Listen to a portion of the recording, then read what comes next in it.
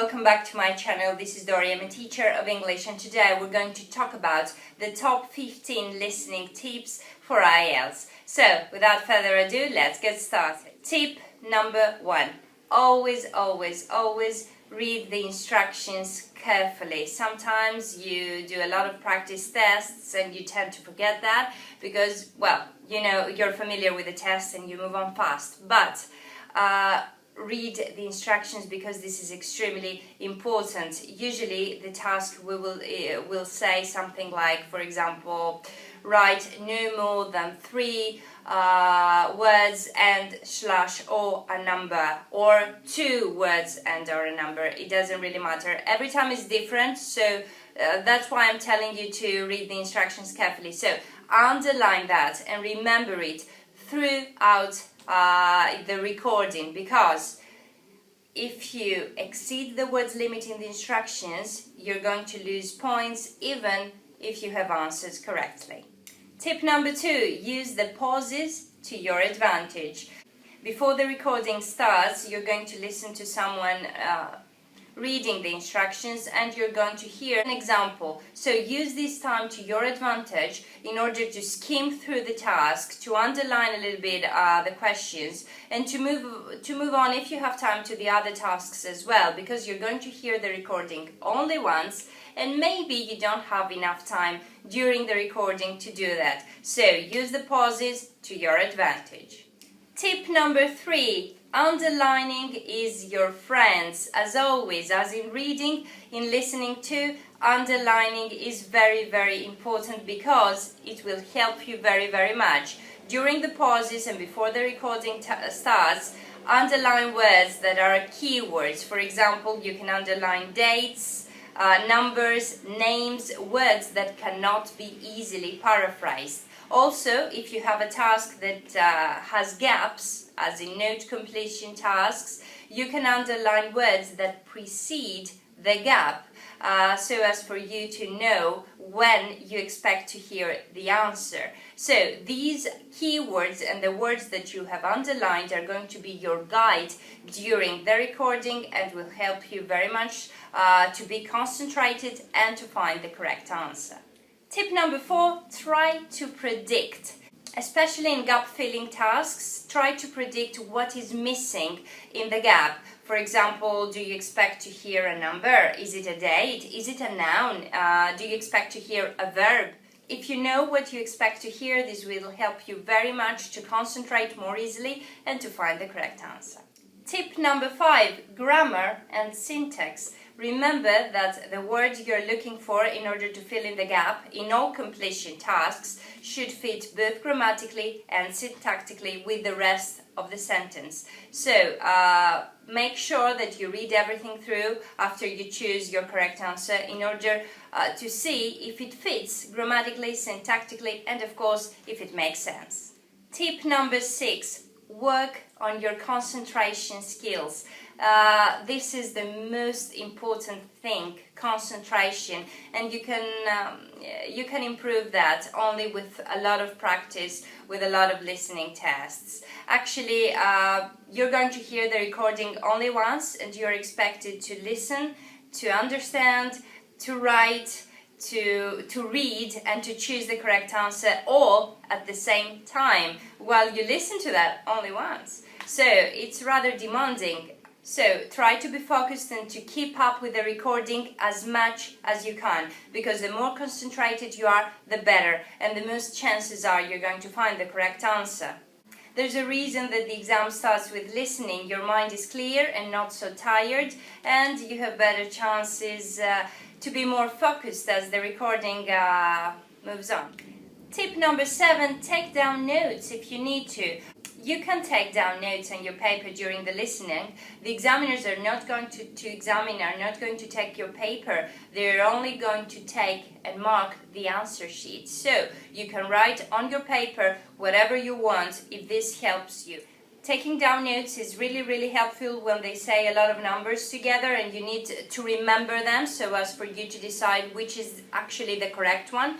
It is also very helpful in map labeling tasks where you need to listen and look at the picture and decide which is left, which is right, while you keep up with the speaker at the same time. So don't be afraid of taking down notes while the listening takes place, if that helps. Tip number 8, do not dwell on questions. Do not insist on a question you had already missed. This is a common mistake, but please don't do it.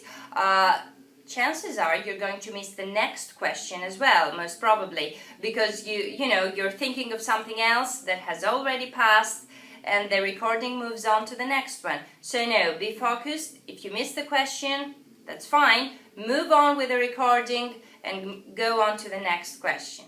Tip number 9, never lose focus. At least try not to lose focus as much as you can. Especially in section 4, they talk endlessly for quite some time before they give you the answer. And this is where you think that you might have lost the correct answer. You may think that you've lost everything, you don't know where you are, because they talk quite a lot. And then you lose focus. But this is exactly when they give you the correct answer. They do this on purpose. So try to keep up with the speaker word per word as much as you can.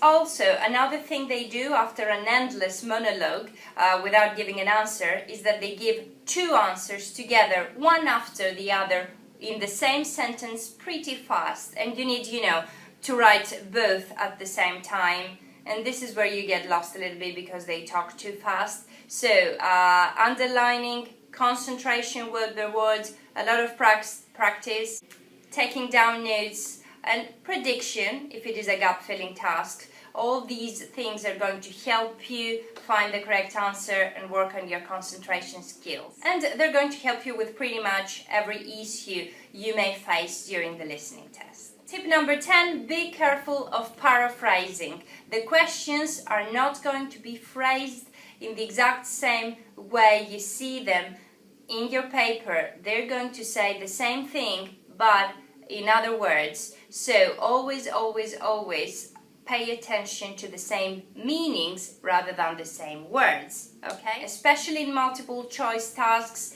do this both for the questions and the options. Most probably they're going to be paraphrased, all of them. Tip number 11, be careful of your spelling. Spelling is absolutely vital in Ielts. If your spelling is wrong, you're going to lose valuable points even if you have answered correctly. Also, even if you have found the correct answer, but your spelling almost makes the word unrecognizable, you can't even recognize that this is the correct word, then you're going to lose a whole mark for it. In part 1 especially, you're going to hear dates and numbers most probably, so please make sure that you understand the difference between, for example, 15 and 50. Please make sure that you know the difference because this is a common mistake and you may lose points for that or even a whole mark, which is a shame because in part 1 usually it's the easier part and it has a lot of numbers. So let's just say in this example 15 and 50, try to recognize the suffix "teen" in 15, for example. 15, 50. Do you see the difference? If you recognize when you hear it teen, the suffix teen, 15, 14, 13, if you recognize teen, then remember that this teen comes from teens, from teenagers. So always have in your mind that these are the younger, the smaller numbers instead of the bigger ones, 50. Okay? Tip number 12, write what you hear. Do not practice yourself paraphrasing and listening. Always write down the exact words you hear. So if you need to change a word in order for it to fit in a gap, let's just say, to fit in grammatically and syntactically, maybe you're making a mistake there because you have to write the words down the exact way you're going to hear them from the speaker in the recording. Tip number 13 are multiple choice tasks. Multiple choice tasks seem to be quite easy, right? But sometimes they can really be rather tricky. So be careful. Always read the instructions carefully, because sometimes you may need to choose more than one option. If you have a lot of questions to choose from, more than 4, let's just say, then you have to choose 2 correct options instead of only one, which is the most common. So please always read the instructions carefully, as we said. What is more, concerning multiple choice tasks, the questions, the numbered questions, 1, 2, 3, 4, etc., these questions will always follow the order of the recording. You're going to hear the questions in the exact order as you see them in your paper.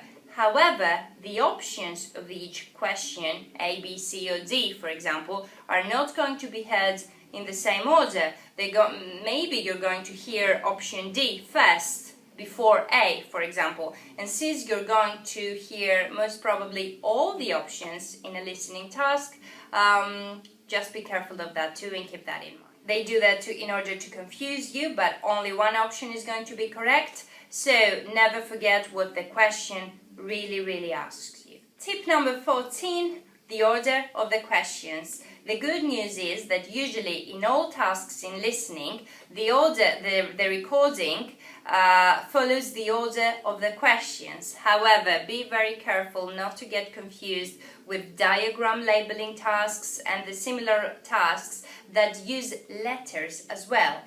The recording, the listening, always follows the order of the numbered questions from 1 to 10, and not the order of the letters from A to G, for example. So keep that in your mind and focus on the questions, on the numbered questions, and then choose from your options from the letters. Tip number 15, more than just practice. You probably take the Ielts exam not because you want to, but because you need it either for work or for studies in an English-speaking environment or in an English-speaking country. So the Ielts exam is actually the least of your problems. You're going to be asked to communicate with native speakers on a daily basis, and most probably you're going to live in a foreign country. So do not restrict yourself in Ielts listening tests. Try to have fun with the language through listening to songs, watching movies without subtitles in your mother language, TV series without subtitles, videos on things you love online. It could be anything. Just practice and have fun and listen to the English language as much as you can in real life situations, and it will greatly help you. So these were my top 15 Ielts listening tips. I hope they helped you. Now it's time for you to put them into practice.